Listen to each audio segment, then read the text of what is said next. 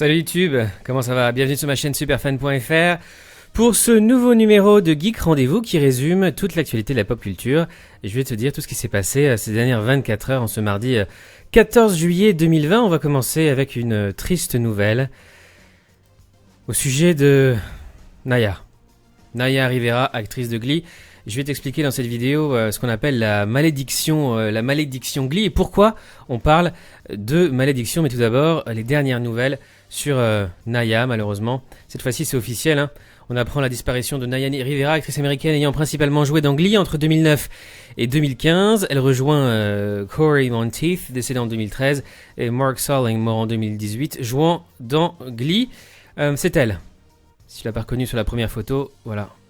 C'est elle, Naya, actrice star de Glee. Et donc le corps de Naya Rivera a été retrouvé 5 jours après sa disparition. C'est officiel, Hollywood est en deuil. 5 jours après sa disparition, le corps de Naya Rivera a été retrouvé par les autorités locales hier, le lundi 13 juillet.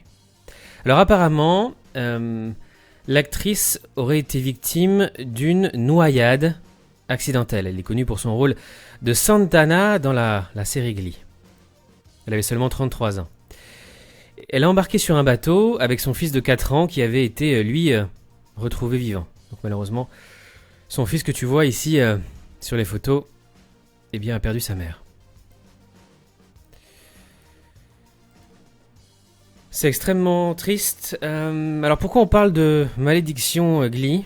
C'est Vanity Fair qui nous le rappelle. Overdose, disparition, déboire judiciaire, l'histoire maudite du casting de Glee en 2009. Ryan Murphy lançait une série musicale et optimiste au possible, l'histoire d'une chorale de lycée réunissant des marginaux qui a fait les beaux jours de la télévision pendant 6 saisons. Mais un parfum de scandale n'a cessé d'entourer son équipe. D'abord, l'overdose de Cory Monteith. Il incarnait le beau gosse du lycée, le joueur de football qui tombe sous le charme de Rachel, Léa Michel, et finit par assumer son envie de chanter. Mais l'histoire se terminera mal pour Cory Monteith. L'interprète de Finn Hudson est retrouvé mort le 13 juillet 2013 d'une overdose après avoir bataillé depuis son adolescence avec son addiction à la drogue. Le casting d'ailleurs lui rendra un hommage, un hommage émouvant dans la saison 5. C'est lui. Tu le reconnais peut-être. Acteur star de Glee qui est malheureusement décédé. Il y a aussi le suicide de l'assistante de production Nancy Motes, qui est la sœur de Julia Roberts, l'actrice de Pretty Woman. Elle a laissé une lettre de suicide de 5 pages. Nancy Motes, assistante de production pour Glee, a été retrouvée morte le 9 février 2014 dans la baignoire de la salle de bain de son appartement de Los Angeles. L'affaire a connu d'autant plus la une des médias que la femme de 37 ans a accusé dans son dernier message sa demi-sœur, Julia Roberts, de l'avoir poussée à commettre l'irréparable à force de harcèlement. Les accusations aussi de pédopornographie contre Mark Salling, après quelques apparitions mineures au cinéma, c'est grâce à son rôle dans Glee que le comédien connaît enfin la gloire. C'est lui, Mark Salling, acteur star du casting de Glee aussi. Une notoriété entachée par des scandales en 2013. Il est accusé de violence par sa petite amie Roxane Gorzella, puis il est interpellé en 2015 pour possession de milliers d'images pédopornographiques, ça veut dire des images d'enfants. 2 mois avant d'être jugé, il est retrouvé pendu le 30 janvier 2018, près d'un lac, à côté de sa maison en Californie. Il y a eu aussi la mort du petit ami de Becca Tobin. Il n'y a pas que le casting original qui a été frappé par les tragédies. Becca Tobin, dont le personnage Kitty Wilde apparaît en saison 4. Tiens, je vais te montrer qui c'est elle. C'est la blonde Becca Tobin qui apparaît à partir de la saison 4, qui a dû affronter un drame, le décès de son petit ami Matt Bendick en juillet 2014. Le corps de l'entrepreneur de 35 ans a été retrouvé sans vie dans une chambre d'hôtel de Philadelphie, et ce presque 1 an, jour pour jour, après la mort de Cory Monteith. Donc ça fait beaucoup de coïncidences. Une vraie malédiction qui s'abat sur le casting de Glee, et vient donc s'ajouter la disparition de Naya Rivera. Et puis aussi pour Léa Michel, ça va pas très bien, sa carrière est finie. On dit que sa carrière est finie à Hollywood, parce qu'elle a été très critiquée apparemment. Elle aurait eu des agissements, des actes et des paroles extrêmement racistes, et elle aurait été très agressive et assez méprisante envers ses co-acteurs, notamment à Broadway. Et donc apparemment elle est grillée, Léa Michel, à Hollywood. Je sais pas si t'as entendu parler de ça aussi, il y a 50 Cent et Will Smith qui se sont embrouillés. Ma vidéo d'hier a fait, je crois, près de 48 000 vues ou quelque chose comme ça. Alors, pour donner suite à cette histoire, eh bien, sache qu'il y a eu une embrouille entre 50 Cent et Will Smith. D'ailleurs, 50 Cent, d'abord, a posté un mème sur son compte Instagram. Donc ça, ce que tu vois, c'est le compte officiel Instagram de 50. Il prend la photo. On voit Will Smith extrêmement triste. Et puis on voit, donc il a mis la citation de Jada qui dit entanglement, je vous en avais parlé dans la vidéo, donc entanglement ça veut dire enchevêtrement, et Will qui dit a relationship, une relation.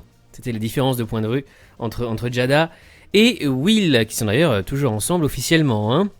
Et suite à ces mèmes qu'a posté 50, il a posté aussi un extrait d'échange de ses messages privés avec lui et Will Smith.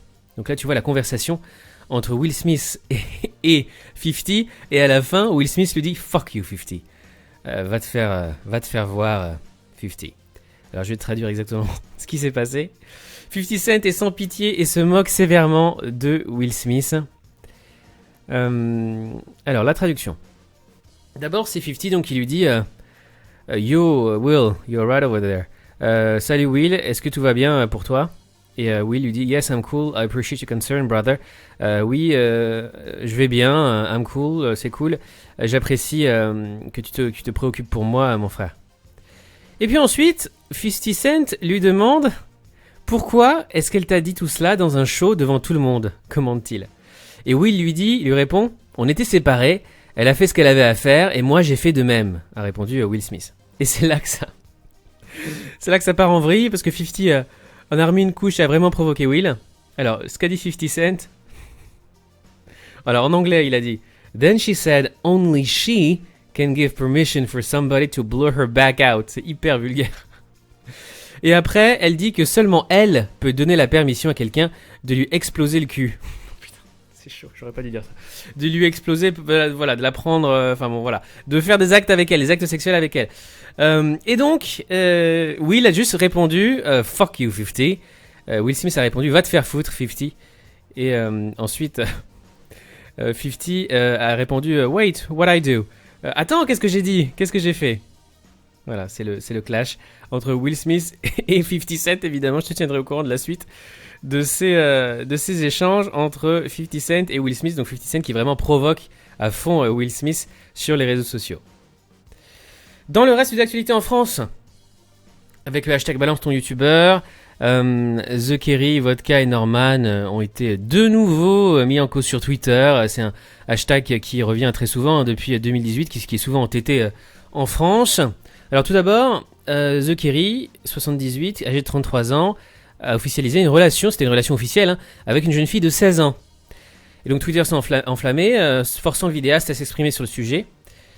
Dans un message encore visible sur son compte Twitter, The Kerry expliquait que la relation avait été mûrement réfléchie, acceptée par les deux familles, qu'il s'était présenté aux parents de sa petite copine, et qu'il avait demandé l'autorisation aux parents, et que c'était officiel. Mais comme la différence d'âge était énorme, quelques jours plus tard, il informait ses abonnés que leur relation était terminée suite à une longue discussion, donc apparemment il a rompu avec sa petite amie de 16 ans. Alors Norman, comme d'habitude, n'a pas réagi, qui a été visé par un nouveau témoignage, cette fois-ci par une certaine Maggie Desmarais. Je crois que c'est Maggie Desmarais depuis son compte Insta, donc a fait un long communiqué. Je te laisse découvrir ce qu'elle a dit sur Instagram. Donc elle s'appelle Maggie Desmarais. Alors apparemment, selon elle, Norman lui aurait demandé des nudes, je crois. C'est-à-dire des photos d'elle nue. Et puis il y a le communiqué de Vodka. Alors Vodka, lui, a répondu. Il a vraiment répondu à travers un communiqué sur Instagram. Après avoir été la cible d'accusation en 2018, après la naissance du mot dièse balance ton youtubeur, le youtubeur Vodka s'est finalement exprimé. Après avoir été visé par de nombreux et de nouveaux témoignages ces derniers jours, il a tenu à mettre les choses au clair par le biais d'un communiqué publié sur son compte Instagram. Voici son communiqué officiel. Donc c'est Vodka, je cite, ouvrez les guillemets. Bonjour à tous, je ne me suis pas prononcé sur ce qu'il se passe sur Twitter, car j'estime que les réseaux sociaux ne sont pas le lieu pour débattre de ce genre d'affaires. Cette histoire avait déjà été entendue il y a 2 ans et n'avait pas abouti parce qu'il n'y avait pas de preuves. Aujourd'hui, rien n'a changé. Je ne m'étais pas prononcé à l'époque, mais aujourd'hui, je ne me laisserai plus faire, que ce soit avec cela ou avec tous les faux témoignages qui ont suivi. Dès demain matin, donc, je ferai les démarches nécessaires avec mes avocats pour régler ça là où ça doit l'être, en justice. Je sais que j'ai pu être bête, trash, abrupte dans mes approches avec certaines personnes, mais en aucun cas j'ai abusé de ma position pour obtenir quoi que ce soit avec une fille, encore moins une mineure. Moi-même, je ne me reconnais plus dans certains messages que j'ai pu envoyer il y a longtemps. Aujourd'hui, je suis à 1000 lieues de ce que j'ai pu être avant, et c'est d'ailleurs pour cela qu'aucun témoignage avec Screen n'est récent. Évidemment, je m'excuse si dans mes approches de l'époque j'ai pu blesser certaines personnes, ce n'était absolument pas mon but et j'en étais complètement inconscient. Merci à tous ceux qui me soutiennent. PS, mon Twitter est en privé et vidé depuis plus d'un mois, simplement car je ne l'utilise plus. Cela n'a rien à voir avec tout ça. Lassé, le vidéaste compte bien traîner cette affaire devant la justice. Il affirme ne jamais avoir abusé de sa position pour obtenir quoi que ce soit avec une fille, encore moins une mineure. Les youtubeurs français ou non mentionnés par les témoignages ont été recensés par un thread signé. S'il te plaît, voilà pour son communiqué. On va désormais parler de pop culture et surtout de culture geek avec la nouvelle bande-annonce de la saison 5 de Lucifer qui a été dévoilée aujourd'hui par Netflix. Alors qu'est-ce que tu as pensé justement de cette nouvelle bande-annonce? On voit dans cette bande-annonce, donc je te spoil pas parce que c'est public, que Lucifer en fait va faire face à son jumeau maléfique dans la saison 5. Pour moi, c'est vraiment un truc qu'on a déjà vu et revu. C'est pas un scénario très original, je trouve. Le fait que Lucifer va devoir combattre son frère jumeau maléfique Michael. Ça a été fait à de nombreuses reprises. D'ailleurs, même dans Friends, à un moment donné, Joey, avec son personnage de Drake Ramoray, parodiait ça avec un frère jumeau justement maléfique. Je suis pas trop fan de la bande-annonce, pour être honnête, en termes de scénario. Mais peut-être que cette nouvelle saison va me surprendre et qu'elle sera super bien menée par Netflix. En tout cas, on l'espère. The Old Guard, le film événement avec Charlize Theron de Netflix qui est disponible sur la plateforme. Le début d'une trilogie. Beaucoup d'entre vous se posent la question, est-ce qu'il y aura une suite à The Old Guard? Évidemment, à la fin, il y a un cliffhanger énorme à la fin du film. Je t'en dis pas plus. Et beaucoup d'entre vous se posent la question, est-ce qu'il va y avoir une suite? Alors, ça n'a pas été encore officialisé par Netflix. Ça dépendra évidemment du succès de ce premier opus. Mais, en tout cas, l'équipe qui a créé The Old Guard pour Netflix réfléchit, et quand elle a écrit le scénario en fait, ils réfléchissent à une trilogie, donc 3 parties. Le film pourrait être le point de départ de quelque chose de plus grand, comme une trilogie, tel serait le souhait en tout cas du scénariste. Mais il faut d'abord s'assurer que le public va suivre. Je vais te donner la citation exacte. La réalisatrice Gina Prince Bythewood explique dans une interview chez Collider que le scénariste Greg Rucka aimerait développer son histoire sur 3 films. Greg a toujours envisagé ça comme une trilogie, je cite. Je sais où l'histoire va aller et c'est vraiment cool. Donc si le public le veut assez, il y a sûrement une plus grande histoire à raconter. Alors pour le moment, ça n'a pas été confirmé en tout cas. C'est vraiment une volonté de la part de Netflix, de la réalisatrice et du scénariste de créer une trilogie de The Old Guard. D'ailleurs, qu'as-tu pensé de ce film? Alors moi j'ai bien aimé, j'ai trouvé ça vraiment assez plaisant, même si j'étais un petit peu déçu. C'est sûr qu'on n'est pas au niveau d'un Matrix, d'une super production hollywoodienne, ou d'un Retour vers le futur par exemple, ou de certains films Marvel ou DC, mais j'ai trouvé ça vraiment très plaisant à regarder, ça m'a beaucoup plu, et j'aimerais justement en savoir plus et découvrir cet univers, me replonger à l'avenir dans cet univers d'immortels. Autre série Netflix à venir, La Révolution. Netflix tease et révèle la date de sa prochaine série fantastique française, Made in France. Ce sera en octobre 2020 que vous pourrez profiter de cette version revisitée de l'histoire de France. Alors de quoi parlera cette nouvelle série sur la Révolution française? Au XVIIIe siècle, le futur inventeur de la guillotine découvre un mystérieux virus nommé le sang bleu. Cette étrange maladie se propage au sein de l'aristocratie et pousse la noblesse à attaquer le peuple. Ce sera une série de science-fiction. Une série de science-fiction en 8 épisodes qui devrait plaire aux amateurs de fiction historique mais aussi aux fans de sci-fi. The Boys, série d'Amazon Prime Video, série déjà cultissime. Le Homelander pisse sur la foule sur une nouvelle affiche de la saison 2. Je t'avais montré dans une vidéo précédente le poster officiel de The Boys saison 2 et la bande-annonce également. Et bien voici une nouvelle affiche. On voit Homelander pisser sur la foule. Le slogan, le mantra de Homelander, c'est I can do anything. Je peux faire tout ce que je veux. La scène évoque également une fameuse scène coupée au montage de la première saison. Seul moment refusé, censuré par le diffuseur Amazon Prime Video. Au sommet du Chrysler Building, l'anti-héros campé par Anthony Starr devait se masturber et éjaculer sur la foule pour souligner son manque d'humanité et son ego démesuré, ainsi que sa grosse dégueulasserie qu'on lui connaît bien, pour ceux qui auraient eu des doutes après le moment biberon dans la saison 1. En résumé, l'esprit outrecuidant de Garth Ennis fait son chemin dans les bureaux de Prime avec un Eric Kripke installant tranquillement ses références de fanzouz. On est content, la seconde saison de The Boys est attendue pour le 4 septembre prochain. Donc ce 4 septembre, tu pourras découvrir la saison 2 de The Boys avec Homelander qui probablement va pisser sur la foule. C'est une série extrêmement trash, assez gore, violente, très saignante, mais c'est vraiment un pur bijou, je trouve. Marvel Studios, un retour possible de Captain America a été teasé par les frères Russo. Les frères Russo ne sont pas contre un retour de Captain America dans la franchise. Voici ce qu'a déclaré Joe Russo sur un potentiel film axé sur le voyage de Captain America pour ramener les pierres de l'infini. Je cite, ouvrez les guillemets, ce serait une belle histoire à raconter sans aucun doute. Je ne sais pas si elle doit être racontée, mais ce serait une belle histoire et nous aimerions la raconter, a expliqué Joe Russo. C'est une belle histoire, mais je pense qu'il y en a d'autres à raconter avant. Sans oublier que les deux réalisateurs, les deux frères, planchent actuellement sur la suite de Tyler Rake sur Netflix, qui a été un carton d'audience extraordinaire pour Netflix, avec Chris Hemsworth, ainsi que le remake d'Hercule en live action. Deux projets titanesques qui ne laissent pas beaucoup de répit, et donc aucun temps libre aux frères Russo pour se lancer dans un nouveau défi. Autre déclaration, nous adorons tout le monde chez Marvel et nous recherchons toujours une autre opportunité de travailler ensemble. Lorsque la bonne idée se présentera, et je suis sûr qu'elle arrivera, nous ferons tout pour y aller. Donc pourquoi pas le retour des frères Russo pour Marvel et un film Captain America. À suivre. Les éternels de l'univers aussi Marvel Comics, Kit Harington, qui va jouer Black Knight, qui a notamment joué aussi dans Game of Thrones, incarnera-t-il un second personnage à l'écran ? Black Knight qui est un personnage culte de Marvel et des Éternels. D'après cette nouvelle théorie, la star de Game of Thrones incarnera non pas un mais deux personnages au cours des Éternels. Dane Whitman, c'est le personnage qu'il va interpréter. Alors réalisé par Chloé Zhao, Les Éternels racontera l'histoire d'un groupe d'êtres immortels dotés de pouvoirs vivant en secret sur Terre depuis des décennies.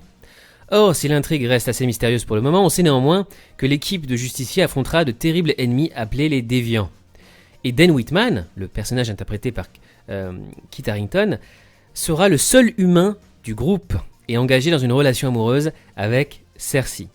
Puisque le récit débutera il y a plus de 1000 ans, ça signifie que Dane Whitman n'apparaîtra qu'à notre époque actuelle. Mais Kit Harington pourrait aussi jouer peut-être un ancêtre de ce héros, car dans les comics books, Dane Whitman a possédé le corps d'un de ses aïeux, Eobard Garrington, un combattant du XIIe siècle dont le corps était identique au sien. Black Knight possède une aura mythologique et voir Kit Harington incarner plusieurs versions de ce super-héros permettrait d'ancrer le personnage dans le cours de l'histoire. Hâte de voir ce film, Les Éternels de Marvel. D'ailleurs, en parlant de Marvel, une série qui va arriver sur Disney+, c'est Loki. Et apparemment, Loki sera une série de pure science-fiction avec beaucoup d'éléments inattendus. C'est le showrunner et la réalisatrice de la série Loki qui tease la présence de nombreux éléments de science-fiction inattendus. La série avec évidemment Tom Hiddleston. Loki se situera en grande partie dans l'espace, c'est ce qu'on sait aujourd'hui. Il s'agira d'un programme axé sur la science-fiction dont le showrunner Michael Waldron et la réalisatrice Kate Herron ont teasé l'aspect inattendu. Nous avons une page d'accueil sur Disney+, et une vieille bande-annonce, mais j'aime la nébuleuse verte, cela veut dire que c'est une série de science-fiction. Vous savez ce qu'ils disent au sujet de la science-fiction, attendez-vous à l'inattendu lorsqu'il s'agit de science-fiction, a partagé Kate Herron dans sa story Instagram. Entre timeline alternative, lien avec Doctor Strange 2, et donc le multivers, et présence de la Time Variance Authority, Loki aura bien du mal à retomber sur ses pieds après sa fuite dans Avengers Endgame. Équipé du fameux Tesseract, il fera face à de nouveaux ennemis et vivra des péripéties imprévisibles. Aussi sur Disney+, on a appris l'arrivée d'une nouvelle série Star Wars, une nouvelle série animée sur Disney+. Ça va s'appeler The Bad Batch. Star Wars aura droit à une nouvelle série animée sur Disney Plus en 2021. Lucasfilm annonce la mise en chantier d'une nouvelle série d'animation, The Bad Batch, qui prolongera la guerre des clones en suivant une unité d'élite anormale. Diffusion prévue en 2021 sur Disney Plus, après la fin de The Clone Wars, dont la 7e et dernière saison est diffusée en streaming.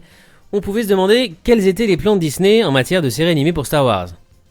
Eh bien, on connaît désormais la suite du programme. Lundi 13 juillet, la toute nouvelle série The Bad Batch a été annoncée par Lucasfilm, la filiale de Disney en charge des licences Star Wars et Indiana Jones. Cette série animée sera proposée en exclusivité sur Disney Plus à partir de 2021. Ce que l'on ne sait pas à l'heure actuelle, c'est le nombre d'épisodes et de saisons qui composeront The Bad Batch. The Bad Batch fait référence à une unité de soldats d'élite qui a sévi pendant la guerre des clones, c'est-à-dire entre les épisodes 2 et 3 de la saga. Eux-mêmes clones, ils sont considérés comme des expériences ratées, d'où leur nom de Bad Batch, que l'on peut traduire par mauvaise fournée, ou fournée ratée, puisque leur voix, leur physique et leur attitude diffèrent des autres clones. Forcément, c'est vraiment des clones ratés. Ce groupe militaire, aussi appelé Escouade 99, a été introduit dans The Clone Wars sur quelques épisodes des saisons 6 et 7. De fait, The Bad Batch constitue un spin-off de la série animée. D'ailleurs, en parlant de Star Wars, l'Empire contre-attaque domine le box-office américain 40 ans après sa sortie. 40 ans après sa première sortie en salle et 20 ans après son retour en version spéciale, Star Wars, l'Empire contre-attaque, qui est le film préféré de tous les fans de Star Wars, semble toujours aussi populaire auprès du public. Disponible dans les cinémas américains depuis le début du week-end dernier, le deuxième volet, la trilogie originale Star Wars, devrait rapporter un bon $250 000 à la franchise. D'ailleurs, en parlant de cinéma et de ressortie en France, le Grand Rex annonce un marathon de DC Comics dans le désordre le plus complet. Du 29 juillet au 3 août 2020, le Grand Rex vous proposera en effet de retrouver pas moins de 17 films DC sortis au cinéma depuis Superman en 1978 au dernier Birds of Prey qui était sorti plus tôt dans l'année.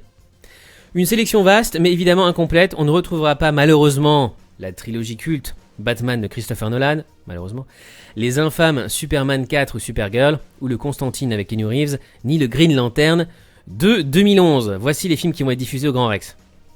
Mercredi 29 juillet, Aquaman à 15h15, Wonder Woman à 18h15, Justice League à 21h15, le jeudi 30 juillet, Man of Steel, Superman à 17h45, Batman vs Superman à 21h, et le vendredi 31 juillet, Shazam à 17h45, Watchmen, j'adore ce film, à 20h45, et le samedi 1er août, Marathon Batman avec Batman, Batman Returns, c'est les premiers Batman, Batman Forever et Batman et Robin à partir de 13h15, le dimanche 2 août, Marathon Superman 1, 2, 3 à 13h, Superman Returns à 21h, et le lundi 3 août, Birds of Prey à 18h30 et Suicide Squad à 21h. Voilà la programmation de ce marathon d'ici au Grand Rex. Et enfin, pour terminer cette vidéo, j'aimerais souhaiter un très bon anniversaire à Dorothée, puisque c'est l'anniversaire de ma deuxième maman, c'est elle qui m'a gardé quand j'étais enfant, que ma mère devait travailler énormément en journée, et donc elle n'était pas là, et j'étais soit gardé par des babysitters, soit j'étais devant la télévision, sur TF1, en train de regarder tous les animés japonais, notamment Dragon Ball, Dragon Ball Z, les Chevaliers du Zodiac, Senseiya, Nicky Larson, etc., Ken le Survivant, et voilà, elle a marqué vraiment toute mon enfance, donc bon anniversaire à Dorothée, qui est née un 14 juillet. C'est tout pour aujourd'hui, merci d'avoir regardé mon émission Geek Rendez-vous, on se retrouve demain évidemment pour une nouvelle vidéo. Prends soin de toi, je te souhaite une très très bonne soirée, à bientôt, salut, ciao.